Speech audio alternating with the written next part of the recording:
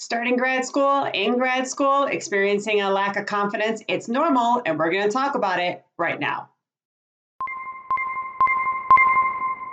Hey everybody, I'm Leigh from teachingacademia.com, and I'm all about giving you the tools you need to navigate academia and make your best impact. Today, we are here with another tweet, question, etc. from academic Twitter, and let's take a look at it. So you're going to see here that there are two tweets, right? One responding to the other. I'm going to read the original one first. When I started my PhD, one of the things I found stressful was a lack of confidence trying to establish myself in a new institution and comparing myself to other PhD students.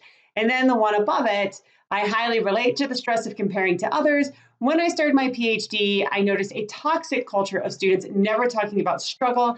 I am hoping that showing my vulnerabilities on academic Twitter will normalize these conversations for a more supportive environment.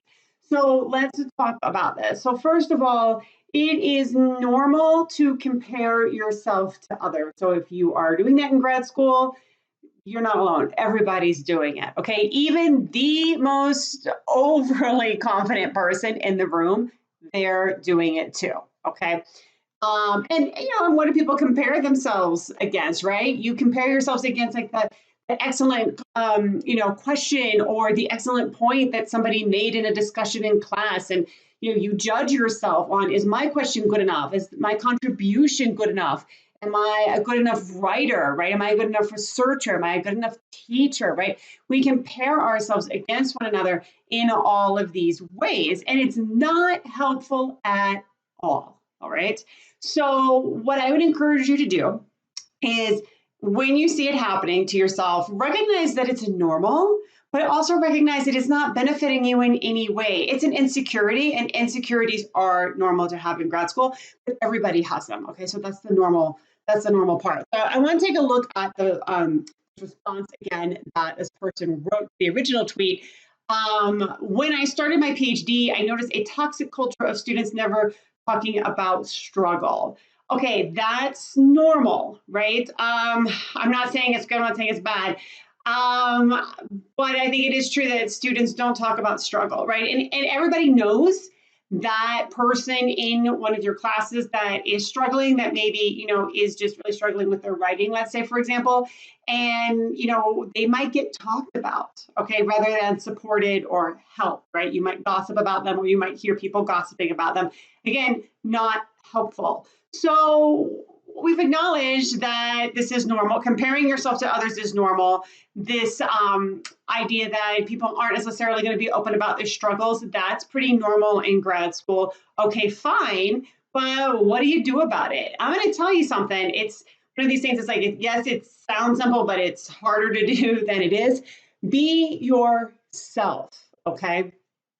Have your goals, know what it is that you want. And it's fine for your goals to evolve and change as you go through grad school. Most people, that's the case. But have your goals, know what you want, allow them to evolve, and just, do the things that you need to do to develop as a student to meet those career goals that you want.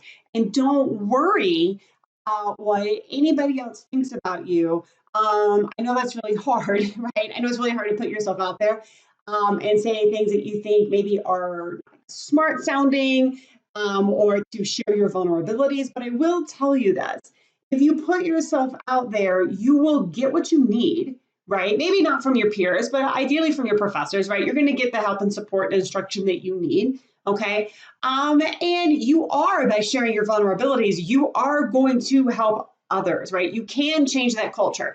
That doesn't mean that you need to be constantly, talking about how things are hard or difficult. But I mean, I think being open about your challenges and being open about your shortcomings, as particularly with your peers, and discussing them in terms of, how you see them, what your difficulties are, how you're working on them, sharing resources, that's going to be helpful to you. It's going to be helpful to others, and it's going to help to change that culture.